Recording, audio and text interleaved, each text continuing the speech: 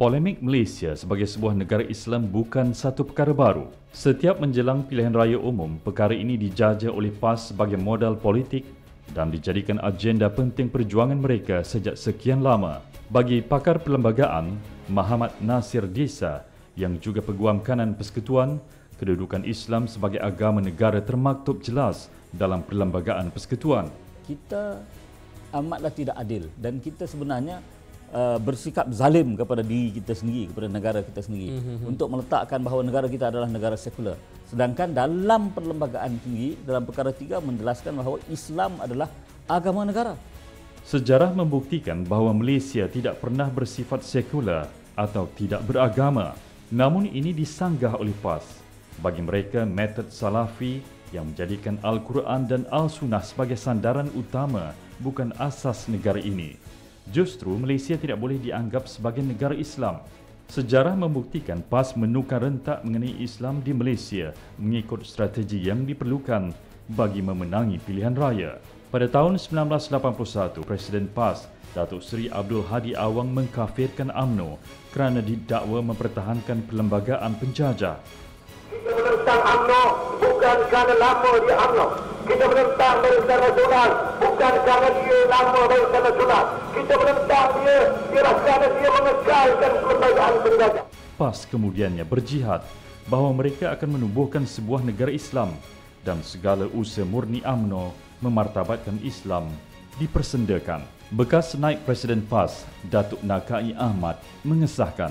Sehingga Haji Hadi seolah-olah mengajak orang-orang PAS supaya menolak pembangunan negara kita ini, menolak kegiatan-kegiatan ekonomi, pendidikan dan sebagainya, kerana ini adalah hal-hal yang berkaitan dengan soal duniawi yang Nabi dulu, ayat Quran tolak dulu dan kemudian mendukung PAS walaupun susah, walaupun miskin, walaupun itulah.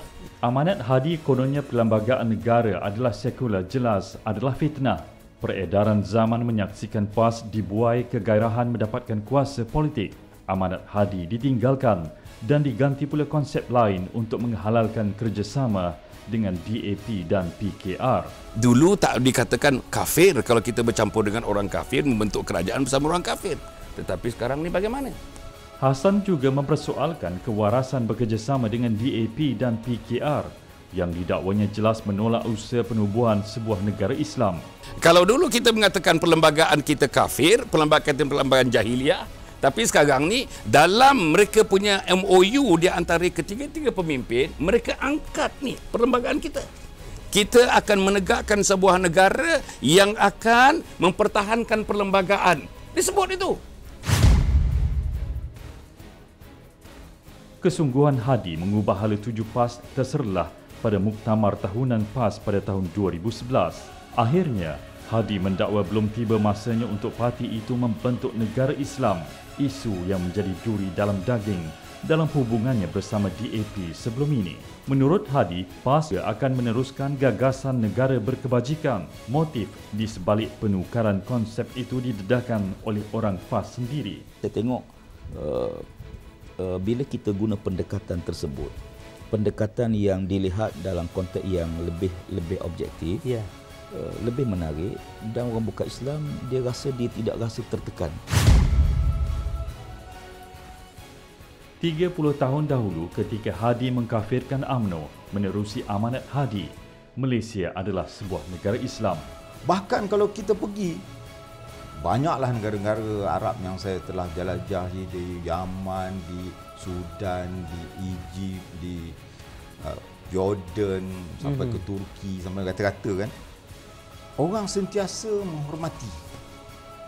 menghormati Malaysia sebagai satu contoh negara dan masyarakat Islam yang dicontohi. Yang menukar slogan dan arah haluan PAS adalah Hadi demi mengejar kuasa politik yang diidamkan bersama dengan PKR dan DAP.